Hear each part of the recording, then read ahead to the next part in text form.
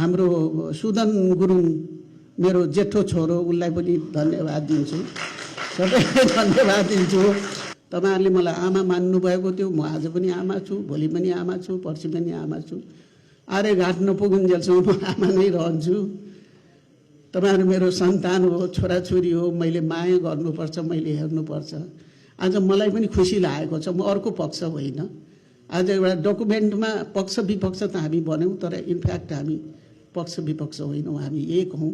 2324 मा जे घटना घट्यो त्यसले हामीलाई अत्यन्त दुखी बनाएको छ, तर सानो आयाम थपियो, सानो यसले एउटा हामीलाई मुस्कान चाहिँ सानो एउटा चाहिँ अनुहारमा हाँसो ल्याइदियो। किनभने यो घटनाको चाहिँ एउटा के भयो भने एउटा ऐतिहासिक रेकर्ड बन्यो। भोलि यसलाई चाहिँ राजपत्रमा छापिन्छ। मेरा सल्लाहकारहरू हुनुहुन्छ, उहाँहरूले भन्नुहुन्थ्यो उनीहरू आउँछन्, यहाँ दिनभरि बस्छन्, फेरि लोकल गाडीहरू चढेर जान्छन्, बडो दुःख छ भनेर। जेनजीको गुरु राष्ट्र भनौँ न यो बन्यो। त्यसैले यो सम्झौता बन्दाखेरि यसमा यस्ता कुराहरू हुन् कि ती कुराहरू चाहिँ के छ भने भोलि अरू भाषामा ट्रान्सलेट भएर जाँदाखेरि उनीहरूले पनि त्यसलाई अनुकरण गर्न सकुन् त्यही कुराहरूलाई। किनभने त्यो त ऐतिहासिक कुराहरू, ऐतिहासिक रेकर्डका कुराहरू हो। जेनजी आन्दोलनमा लागेका मेरा छोराछोरीहरू शब्द आइरहेको छैन। ऐतिहासिक सम्झौता पत्रमा हस्ताक्षर हुने क्रममा उपस्थित हुनुभएका मन्त्रीज्यू, सचिवज्यूहरू, जेनजी आन्दोलनमा लाग्नुभएका शहीद भाइहरूका परिवारजनहरू, स्वजनहरू, जेनजी आन्दोलनमा लागेका मेरा छोराछोरीहरू शब्द आइरहेको छैन। 23 गते 24 गतेदेखि निरन्तर हामी सङ्घर्षमै छौँ। आज एउटा सङ्घर्षको एउटा स्टेपसम्म पार भयो, हामी एउटा सम्झौतामा पुग्यौँ। बारम्बार मलाई जेनजी तर्फबाट आउने छोराहरूले भन्ने गरेको थियो कि यो सम्झौता भइदियो भने एउटा इतिहासमा एउटा रेकर्ड हुन्छ। जेनजीको एउटा शहादत भएको, त्यत्रो घाइतेहरू भएको एउटा पहिचान हुन्छ। अनि एउटा सङ्घर्षको जस्तो अरू बेलामा सङ्घर्ष भए नेपालमा त्यस्तै एउटा पहिचान हुन्छ भन्ने हामीलाई पनि लागेको थियो। तर कस्तो सम्झौता बनाउने, के बनाउने, त्यो एक पक्षले मात्रै त्यो तय गर्न पनि कठिन थियो। त्यसैले म धन्यवाद दिन्छु, यहाँ दिनरात अहोरात खटेर रातिसम्म बसेर चाहिँ यसमा जेनजीकै प्रतिनिधिहरू गर्न त सबैको भावना हो, सबैले आफ्ना विचारहरू राखेकै छ। तर केहीले त रातो दिन अहोरात्र मेरा सल्लाहकारहरू हुनुहुन्छ, उहाँहरूले भन्नुहुन्थ्यो उनीहरू आउँछन्, यहाँ दिनभरि बस्छन्, फेरि लोकल गाडीहरू चढेर जान्छन्, बडो दुःख छ भनेर। तर अब के छ भने सम्झौतामा पनि सबै कुरा पुरा गर्नलाई समय लाग्दो रहेछ। त्यो समय लाग्यो, हामीले धेरैलाई त्यो डकुमेन्ट देखायौँ। फेरि हामीलाई कस्तो भयो भने झसङ्ग याद आयो कि यो जेनजी आन्दोलनको त अग्रज देश हो, यो मुलुकलाई अग्रज देश मानेको छ। जहाँ जहाँ यसपछि जेनजीको आन्दोलनहरू भयो त्यहाँ नेपालको झन्डा देखाएर त्यसलाई मान्यता दिएको पनि देखियो। एउटा जेनजीको गुरु राष्ट्र भनौँ न यो बन्यो। त्यसैले यो सम्झौता बन्दाखेरि यसमा यस्ता कुराहरू हुन् कि ती कुराहरू चाहिँ के छ भने भोलि अरू भाषामा ट्रान्सलेट भएर जाँदाखेरि उनीहरूले पनि त्यसलाई अनुकरण गर्न सकुन् त्यही कुराहरूलाई। किनभने त्यो त ऐतिहासिक कुराहरू, ऐतिहासिक रेकर्डका कुराहरू हो।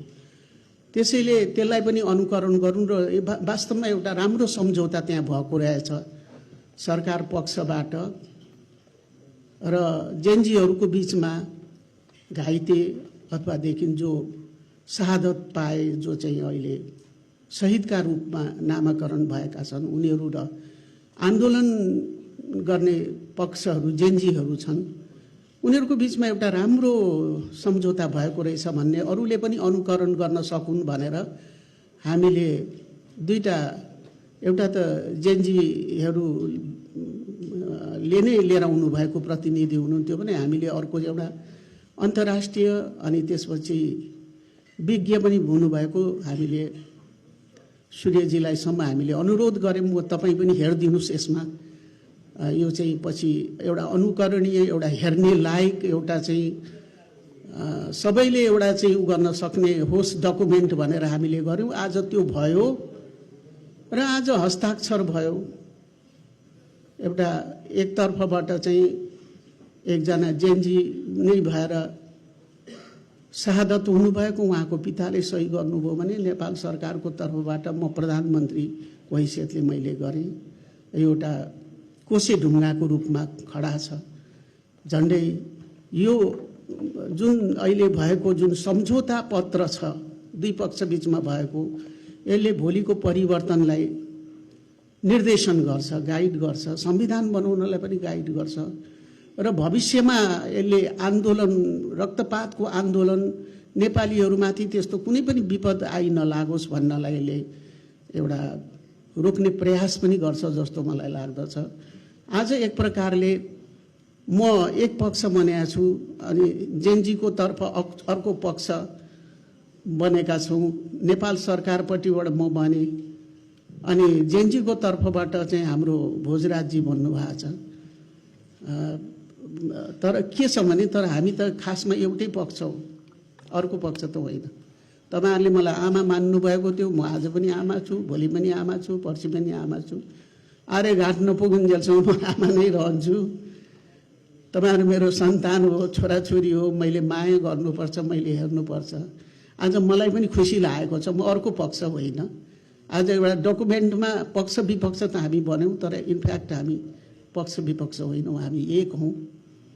र यो हामी पनि के चाहन्छौँ, हाम्रो यो सम्पूर्ण जो मिनिस्टरहरू या मन्त्रीहरू हुनुहुन्छ, चाहे कुलमानजी हुनुभयो, चाहे अनिलजीहरू हुनुहुन्छ, हाम्रो एउटै विचार हो कि युवा शक्तिले यो देशमा सत्ता ल्याओस्, उनीहरूका विचार अनुसारको राज्य चलुन्, उनीहरूको विचार अनुसार चाहिँ यो मुलुक चलोस्। किनभने हाम्रै सन्तान हो, कोही बाहिरिया त होइन।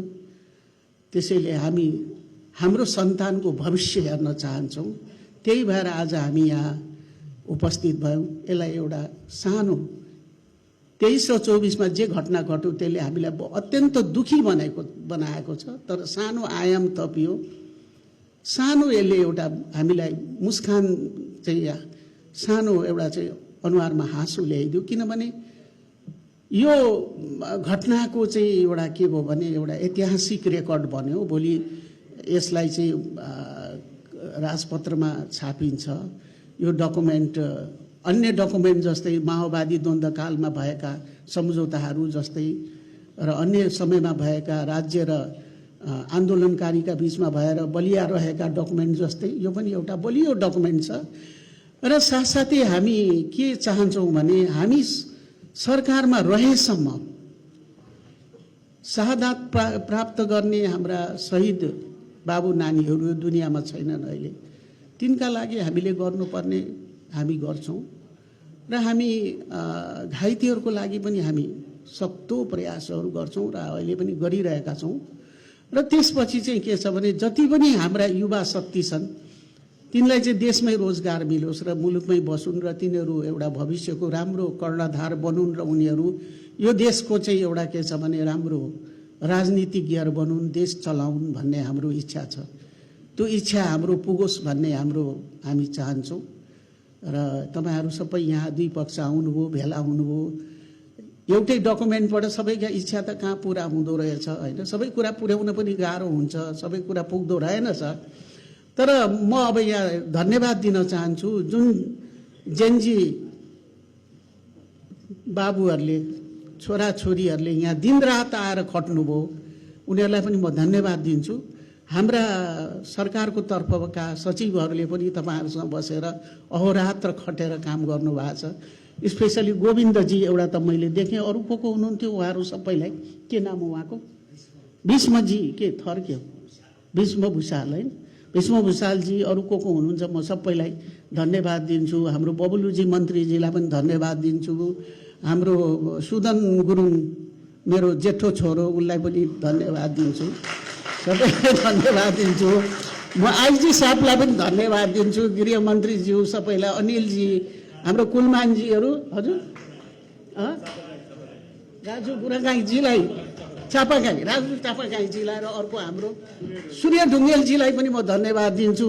सबैलाई म धन्यवाद दिन्छु। यति भन्दै म बिदा हुन्छु। ल सबैलाई